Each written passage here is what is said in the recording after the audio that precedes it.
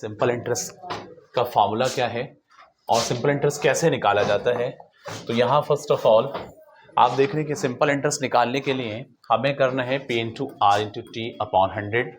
Amount निकालने के लिए प्रिंसिपल के साथ में सिंपल इंटरेस्ट को सम कर लेना है, या कह लीजिए कि प्रिंसिपल के साथ में यहाँ पर PRT अपॉन 100 करके कर लेंगे, या फिर आप जो है यहाँ पर अमाउंट निकालने के डायरेक्ट एक फार्मूला है, amount is equal to P bracket 1 plus R by 100 की पावर T या N।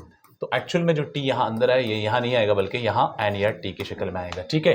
तो इस तरह से N और T stand for time and R stand for rate of interest and P stand for principal, A for amount रहेगा। तो इस तरह से आपको निकालना है। फॉर एग्जाम्पल कि आपने कोई एक प्रिंसिपल कहीं से बोरो किया 10,000 रुपीज़, कितना 10,000 रुपीज़। अब जो 10,000 रुपीज़ लिया है ये आपका क्या है, प्रिंसिपल है। ये आपको 5% रेट ऑफ इंटरेस्ट से मिलता है, कंपाउंडेड एनुअली पर एनम, ठीक है। अब इसके अंदर आपसे पूछे कि अमाउंट क्या होगा। फॉर एग्जांपल ये आपके सामने क्वेश्चन है, तो यहां आप पुट करेंगे 10,000 और उसके बाद में 1 plus R by 100। What is R?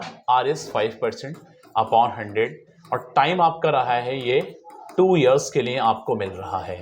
तो यहां पर 2 मेंशन करेंगे, 5 1 5 2 10 0। इस तरह से आप निकाल रहे हैं तो ये बन जाएगा 10,000 एंड यहाँ आ जाएगा 21 अपॉन 20 का पावर 2।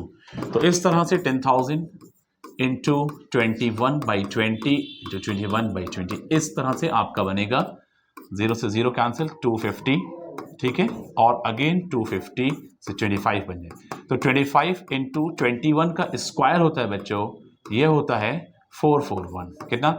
441। अब 25 को 441 से मल्टीप्लाई करने पे कितना बनेगा वो आपका अमाउंट आएगा।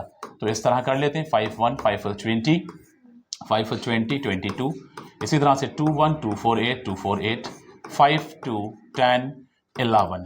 तो इस तरह से पता चलता है कि 11,025 रुपये उस बंदे को 2 साल के बाद 5% रेट ऑफ इंटरेस्ट के साथ में देने होंगे, जब वो अगर किसी से 10,000 रुपये उधार लेता है इस रेट ऑफ इंटरेस्ट के साथ और इस टाइम के साथ, तो उसको रिटर्न कितना करना होगा? 11,025 रुपये। तो इसका सेंस है ये आपका बना है अमाउंट, और ये जो अमाउंट बना है अब इसमें इंटरेस्ट कितना है इसको कैसे देखना है। तो अगर हम इंटरेस्ट निकालेंगे तो इंटरेस्ट देखने के लिए इस अमाउंट में से 10,000 को लेस कर देंगे तो आपका यहां पर इंटरेस्ट इस तरह से आ जाएगा। क्लियर? तो यहां आपके पास में अब जो मैंने बताया अमाउंट निकालने का तरीका ये आपका आ गया। नेक्स्ट अब हम बात करेंगे कंपाउंड इंटरेस्ट की। तो कंपाउंड इंटरेस्ट क्या होता है? When the interest is added at the end of a year to the principal and the total is taken as the principal for the next year, then we get compound interest। मैंने कहा कि compound interest निकालने के लिए हम हर बार जो आपका principal पे अमाउंट है, फॉर एग्जांपल कि यहां पर इस प्रिंसिपल पे ये अमाउंट बनाए, अगर मान लीजिए कि मैं ये 3 साल के लिए निकालता है 4 साल के लिए, तो अगले वाले साल के लिए यहां पर ये वाला प्रिंसिपल, ये अमाउंट आपका प्रिंसिपल बन जाता है। क्लियर? तो इस तरह से कंपाउंड इंटरेस्ट को निकालने के लिए अमाउंट में से प्रिंसिपल को लेस कर देंगे, वो कंपाउंड इंटरेस्ट आ जाएगा। या उसका एक डायरेक्ट फार्मूला भी है, ये तो अमाउंट वाले है जो मैंने पुट किया। अब उसमें जो कंपाउंड इंटरेस्ट का डायरेक्ट फार्मूला है वो क्या है? देखिए कंपाउंड इंटरेस्ट का एक डायरेक्ट फार्मूला जो है वो ये है कि अमाउंट माइनस P या is equal to P 1 plus R by 100 minus 1। तो एक डायरेक्ट फार्मूला आपके पास में, आप कंपाउंड इंटरेस्ट का ये तो हटा दें, लेकिन आप इस तरह से निकाल सकते हैं कि P under bracket 1 plus R by 100 minus 1। Okay, इस तरह आप निकाल सकते हैं। हम इंटरेस्ट की बात करेंगे बच्चों, तो इंटरेस्ट कंपाउंडेड हाफ ईयरली के केस में अलग तरीके से रहता है और टाइम पीरियड भी उस हिसाब से कंसिडर। यानी अगर आपके क्वेश्चन में बच्चों कंपाउंडेड हाफ ईयरली आ रहा है लिखा हुआ, तो आपको वहां पर रेट को 2 से डिवाइड कर देना है और टाइम को 2 से मल्टीप्लाई कर देना है। ये चीज़ याद रहे सभी बच्चों को। जैसे कि मैंने अभी पीछे जो एक क्वेश्चन का एग्जाम्पल दिया तो वो कंपाउंडेड एनुअली था, उसमें हमने कोई टाइम में चेंज नहीं किया, कोई रेट ऑफ इंटरेस्ट में चेंज नहीं किया। लेकिन यहाँ ऐसा होगा, ठीक है, अगर मान लीजिए कि 10,000 रुपये आपने उधार लिए और आपने वो हाफ ईयरली, मतलब फॉर एग्जांपल कि वहाँ पर कंपाउंडेड हाफ ईयरली आपका जाता है रेट ऑफ इंटरेस्ट में, तो जितना भी रेट आपका होगा वहाँ आप 2 से डिवाइड कर देंगे, जितना टाइम होगा 2 से मल्टीप्लाई कर देंगे। आगे क्वेश्चंस आएंगे उस तरह से बताए जाएंगे, फिलहाल यहाँ समझे। यहाँ आगे कह रहे हैं कि if the interest is compounded half compounded quarterly, half in quarterly, तो आप क्या करेंगे, कंपाउंडेड क्वार्टरली के केस में रेट को 4 से डिवाइड करेंगे और टाइम को 4 से मल्टीप्लाई करेंगे, ये याद रखना है, ठीक है। इसी तरह से आपके कुछ और टैक्सेस हैं, सेल्स टैक्स है, वैल्यू एडेड टैक्स है, ठीक है। और taxes are of 2 types, direct tax such as income tax, wealth tax, ये सारे आपके डायरेक्ट में आते हैं। इनडायरेक्ट टैक्स के अंदर जैसे कि एक्साइज टैक्स हो गया, सेल्स टैक्स हो गया, और वैल्यू एडेड टैक्स हो गया, सर्विस टैक्स हो गया, और आजकल गुड्स एंड सर्विसेज टैक्स यानी जीएसटी जिसे हम कहते हैं। तो डायरेक्ट टैक्स कलेक्ट होता है, डायरेक्ट टैक्स कलेक्ट होता है आपका सेंट्रल गवर्नमेंट से, और सेल्स टैक्स और वेट वगैरह जो हैं वो कलेक्ट किए जाते हैं स्टेट गवर्नमेंट, जो कि आपको सेल्स टैक्स इनडायरेक्ट के अंदर आता है, ठीक है। अब इसी तरह से एक पॉइंट है कि customers pay VAT to the shopkeeper, government collects it from the shopkeeper, therefore it can not be a part of his profit, ये कस्टमर का प्रॉफिट नहीं होता है ना। तो ये कस्टमर शॉपकीपर से, यानी जो शॉपकीपर होता है उसका प्रॉफिट नहीं होता, शॉपकीपर से गवर्नमेंट कलेक्ट करता है। अब इसी तरह से कुछ इंपॉर्टेंट की पॉइंट्स हैं जो कि इस चैप्टर से रिलेटेड, जो यहाँ पर कई क्वेश्चंस में यूज़ किए जाएंगे। यहाँ आप देख रहे हैं सीपी सभी जानते हैं, कॉस्ट प्राइस, ये सेलिंग प्राइस होता है। गेन प्रॉफिट कब होता है कि अगर कंडीशन क्या है कि अगर एसपी बड़ा होता है सीपी से तो उस केस में प्रॉफिट होता है, ठीक है।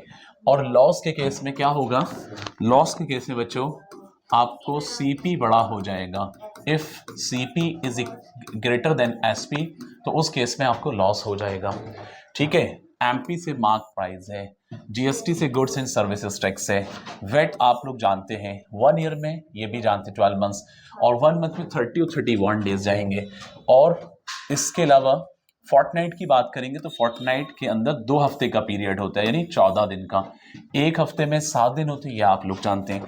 एक दिन में 24 आवर्स, 1 घंटे में 60 मिनट, 1 मिनट में 60 सेकेंड्स, और एक दिन के जब मिनट्स निकालेंगे तो 24 को 60 से कर 1440 मिनट्स बनेंगे।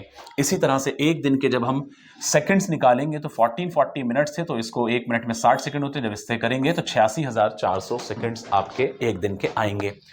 इसी तरह से 1 किलोमीटर में 1000 मीटर है, 1 मीटर में 1000 सेंटीमीटर है, 1 सेंटीमीटर में 10 मिलीमीटर है। इसी तरह से 1 लीटर में 1000 मिलीलीटर है, 1 रुपये में 100 पैसे। ये बेसिक कुछ कंपैरिजन आपको बताया गया है जो वैसे नॉर्मली बच्चे जानते हैं, लेकिन एक बार रिवाइज कराया जा रहा है क्योंकि इसका यूज आगे होने वाला है। यहाँ जो कंडीशन मैंने गेन और प्रॉफिट के रिगार्डिंग बताई आप लोगों को, तो वो चीजें आपके सामने यहाँ है। अब कुछ प्रैक्टिस क्वेश्चंस हैं, इसको देख लें। यहाँ कह रहे हैं कि on what a discount is calculated, discount जो कैलकुलेट किया जाता है वो किस पर, एसपी पर, एमपी पर, या सीपी पर, या इनमें से कोई नहीं, बताएं जरा। डिस्काउंट किस पर कैलकुलेट होता है, बी ऑप्शन, एमपी पर होता है, क्योंकि मैंने ड्यूरिंग इंट्रोडक्शन ये बात आपको बताई है, ठीक है, सही आंसर है। नेक्स्ट क्वेश्चन आपका है on which figure the weight of a product is calculated, यानी वेट जो लगाया जाता है वो किस पर लगता है, एसपी पर, सीपी पर, एमपी पर, या नन ऑफ दीज। बताएं जल्दी से सोच करके। भाई आप कोई चीज खरीदने जाते हैं तो तभी तो वेट लगते हैं, है ना, तो वो किस पर कंसीडर करेगा, सीपी, एमपी या एसपी। बी पक्का, आप क्या कहना चाहेंगे।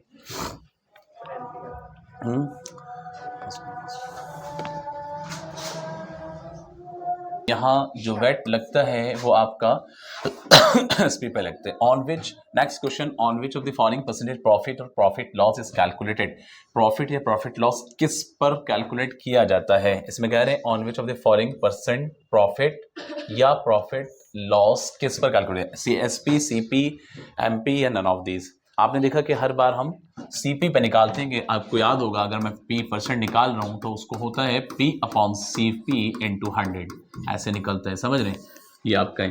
तो इसके बाद नेक्स्ट क्वेश्चन है if an article is sold ₹100 then there is a gain of ₹20, which of the following is a gain percent, यानी एक आर्टिकल 100 रुपये का है, अगर उस पर 20 रुपये का प्रॉफिट होता है तो उस केस में उसको कितना परसेंट प्रॉफिट हुआ है, ये तो एक्चुअल प्रॉफिट था।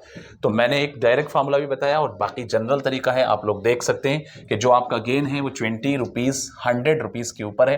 तो इस तरह से आपका यहाँ पर जो प्रॉफिट बन रहा है वो कितना हो रहा है, ये आपका क्या है 100 रुपीज़ क्या है एसपी है, 100 रुपीज़ क्या है एसपी। तो एसपी आपका जो है वो 100 रुपीज़ है और आपका प्रॉफिट जो है वो कितना है बच्चों, वो ₹20 है। लेकिन हमें निकालना है प्रॉफिट परसेंट, तो उससे पहले हमें निकालना होगा सीपी, और सीपी निकालने के लिए आपको क्या करना होगा, जो आपका यानी एसपी है उसमें से क्या लेस करेंगे, प्रॉफिट को लेस कर देंगे। तो इस तरह से सीपी आने, तो आपने यहाँ देखा कि ये आ जाएगा आपका 120 80 रुपीज़ जो है सीपी हो जाएगा। अब हम यहाँ पर प्रॉफिट परसेंट निकाल सकते हैं। तो प्रॉफिट हमारा था 20 रुपीज़ का, profit upon CP into upon 80 into 100, सही है। 10 से 10 चला जाएगा, यहाँ पर आपका बनेगा 24 एंड 2 10। अब इसके बाद 10 इंटू 10 100 और 100 को 4 से डिवाइड करेंगे तो 25% आपका प्रॉफिट होगा।